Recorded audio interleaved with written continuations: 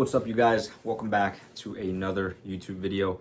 If you're seeing the same background, if you're seeing me film with the same fit on, I just reviewed the 44 boxing gloves that you see right there.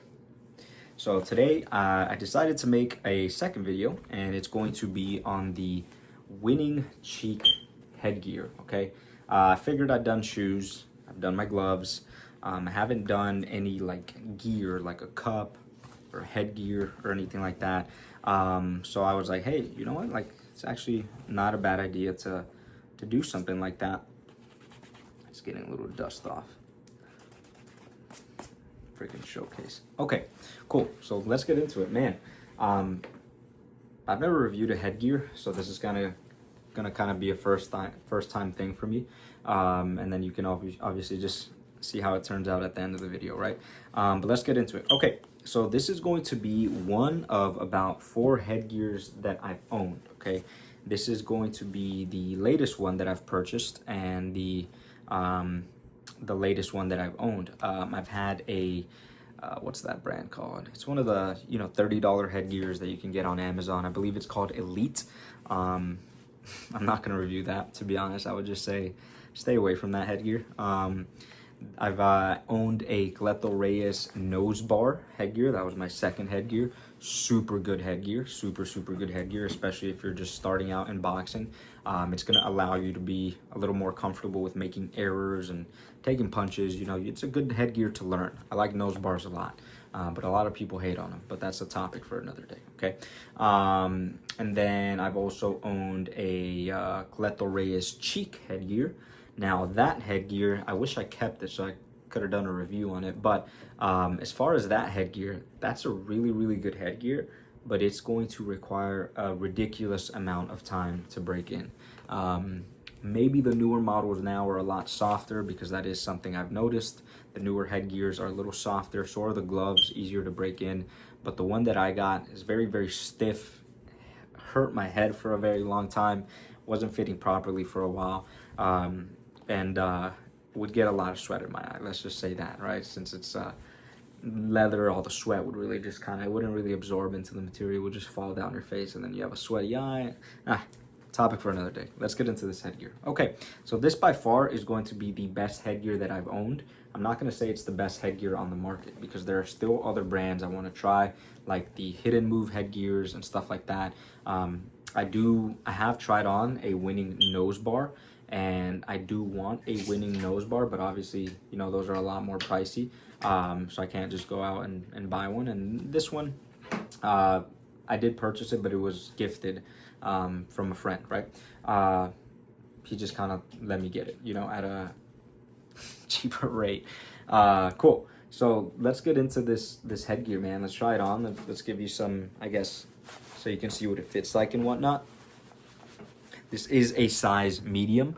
One of the things that you're going to notice about the winning headgears is that they don't have your traditional, I guess, leather clip where you have to like buckle.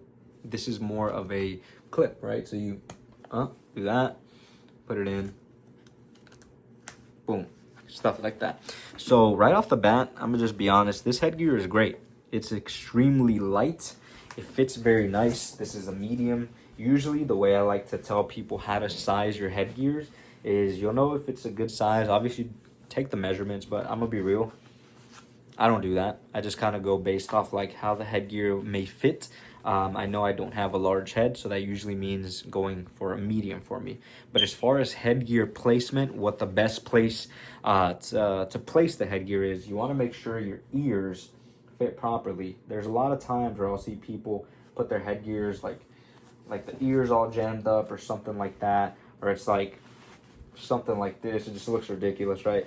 You don't want something like that. Obviously, you want to be able to hear your coach's instructions, or you want to be able to, just hear when you're sparring, and then obviously just for the comfort of your ear, so it's just not sitting in an odd place. That's something you want to be able to do, okay? So let's get into the visibility, the comfort, and protection. The visibility on this headgear, I say it's going to be pretty standard. It's not going to be great compared to, let's say, what has a little bit like an open face headgear. Let's call it like a Sting headgear, or like a ringside open face headgear. Even Rival has open face headgears.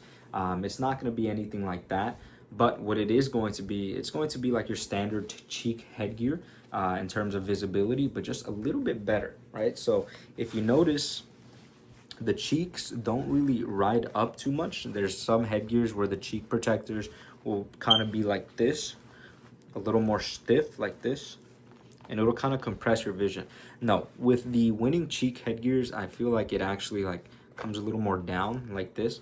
So for me, that's a good thing, just because you can see a little bit more. Obviously, you have the line of sight right down the middle right here, and then your peripheral vision, I can see up until like right here. So from a side perspective, I guess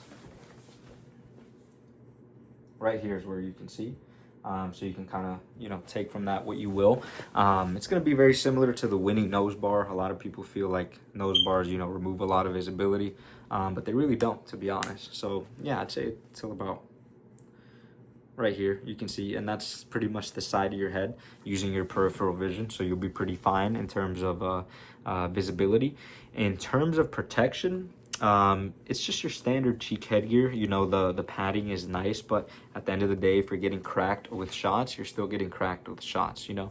So I'm sure most of you know by this point, but like, headgears aren't really going to protect you from brain damage. It's in some cases may make it worse, but this is really just going to prevent you from getting cuts, scrapes, stuff like that. As far as nose protection, you will get popped in the nose. I've gotten my nose busted in this headgear a couple times, and to be fair, I do have a very sensitive nose, so if you don't leak very easily, you'll be fine. But for me, literally any punch will bust open my nose, and it's always my right nostril that'll start leaking immediately.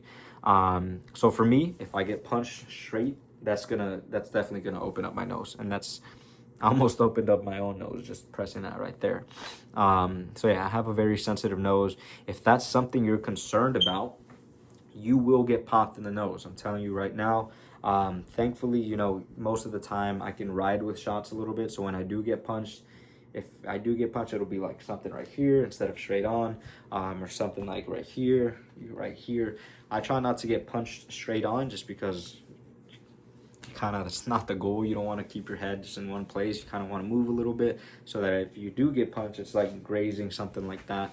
But yeah, so this headgear is super comfortable. You know, the inside is leather, and that's going to be what I'm going to show you right now. The inside of the headgear is leather. So what this means is it can get a little warm in here. So at first, when you first put it on, it's a little cool, right? Because if you leave leather in a cool room, like, it's gonna get a little cool. Like the shell right now, the outer shell of it is very cool, but the inside of it, it's a little warm from just that little time that I've put it on my head. So what this means is when you're sweating, it will get hot. The headgear does get hot. I'm gonna tell you right now. And it does get very loose, especially since it's not like fabric. It is leather in the interior. What that means is, get ready to be doing a lot of this. If you don't tie this properly, get ready to be doing a lot of this, right? If, like I said, this isn't tied properly, also this is gonna happen, and you're gonna have to pop that headgear back up. So yeah, it will move a little bit, okay? And you can minimize this as much as possible by tying it properly, okay? And I'm gonna give a little tip for people that, you know, don't really, I guess, know how to tie their headgears too well, or maybe have never thought about it, or maybe you just don't know what this is for, okay? The crown up here, if this is too loose for your head, that's what's going to make the headgear keep falling, okay? Because the whole point of the crown is to pick up the forehead right here, right? So if this is on my forehead, right, but it's loose, it's just gonna fall. But if I tighten the crown, you see it kind of pulls it back a little bit, that's what's gonna pick up the headgear on your forehead. The back right here, right, the back of the head, whether it's a Velcro strap, whether it's laces, is going to expand the width of the headgear. So you remember how I was telling you about the ears? If the ears right here, let's say the headgear is compressing your ear too much, right, like this way, you want to open up the headgear so that it expands, it wraps around your head. If you take out these laces, if you take out the lace up there, the headgear, think of it like it's literally just gonna open up, right? So if I'd be able to hold this headgear and hold this part of the headgear and open it up. It's like a wide, long strap. And you're basically strapping that around your head. So the back of it, right, is basically how close or how far you want that strap. If it's the headgear's too big, close up the strap. If the headgear is feeling a little too tight, open up the strap so that it can reach further across your face, okay? Just a quick little tip there, because I didn't know that when I first got, like, for example, my cheek headgear, and that also kind of like was a big reason that it kept freaking falling all over the place. But yeah, by far this is my favorite headgear for the simple reason that it's super light. It has your standard visibility. The comfort is fantastic. It does get a little sweaty in here. The sweat does start to drip in your eyes since it's not fabric, but that's okay. I mean, most of the time you can just kind of take a step back and do one of those, you're good. Or you have to get used to it. But in terms of the way it feels on my head, this is usually what makes it the best headgear on the market. Well, that's debatable, but let's just say the most preferred headgear to use on the market by like professionals and people who just train alike. It's very light. It kind of feels like there's nothing on my head. And the neck area, man, there's some headgears. I'm gonna turn around so you can see this. It's gonna look a little funny. There's a lot of headgears where, I hope you can still see me. This area down here is so far back your neck that you can't look up, you can't do anything like that. But you see how this has a nice like trim around the neck, around the freaking jawline pretty much. It just sits comfortably so that when you're, looking up, you don't really need to be looking up. But if you did want to, you can look up pretty comfortably. You can rotate your head pretty well. And it just doesn't feel like any movement is restricted compared to other headgears. So that's the biggest thing. It's just comfortable, okay? It's very lightweight. It doesn't restrict movement. The protection is okay. I mean, if you get punched straight on, like, that's gonna still hit your nose, right? But your cheeks are gonna be pretty well covered, right? So you're not gonna be getting scraped or cut up or anything like that. And then the visibility is pretty standard. It's not gonna be amazing, but once you get used to it, it does feel pretty good. It's never gonna be as open as like an open face headgear. But, the cheek protectors are pretty low compared to, being higher like some other headgears.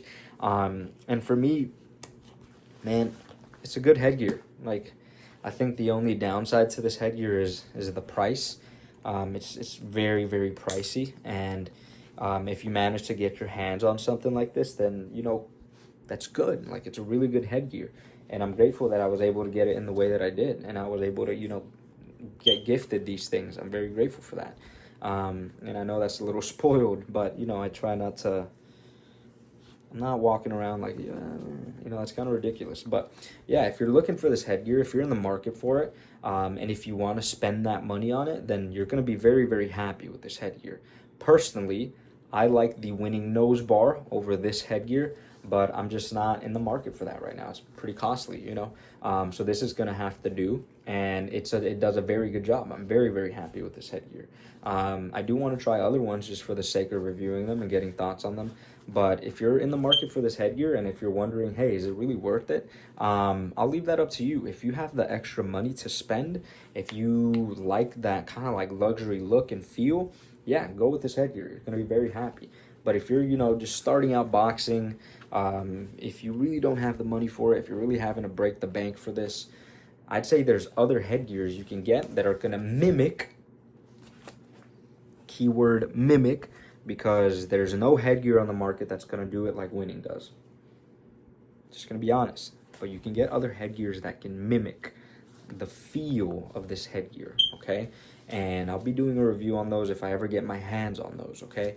But for right now, this headgear is going to be a super good quality headgear. The durability is going to be fine. The worst the headgear is going to get is the paint right here, or not the paint, the stitched on logo right here. It may get a little dirty and whatnot. The laces, same thing, if you don't clean them, but it's a very durable headgear, guys, and you're going to be very happy with it. So if you've been wondering, should you get this headgear or not, I'd say if you have the budget for it, if you're in the market for it, if it's not going to hurt you financially, go for it. It's a fantastic headgear. If you don't fall under any of that category, I'd say don't get this headgear because it's a lot, right? And you can get other headgears that are just as good. Well, no, let me not say that. That are good, very good for not as pricey, right? So yeah, guys, I'm gonna leave that one up to you. Aside from that, thank you guys so much for tuning into this video. Let me know how I did on my first, I guess, gear review aside from gloves and shoes. Let me know what you want to know about this headgear, like if you need more thoughts on it. But yeah, guys, that'll be pretty much it for the video. I think before I end this off, I'm gonna do a little thumbnail right here because I think you can press a button. Let me just do this. I don't know what that did, but I guess we'll see. Okay, guys, thank you so much. Have a wonderful day. God bless you, and I'll see you guys in the next review.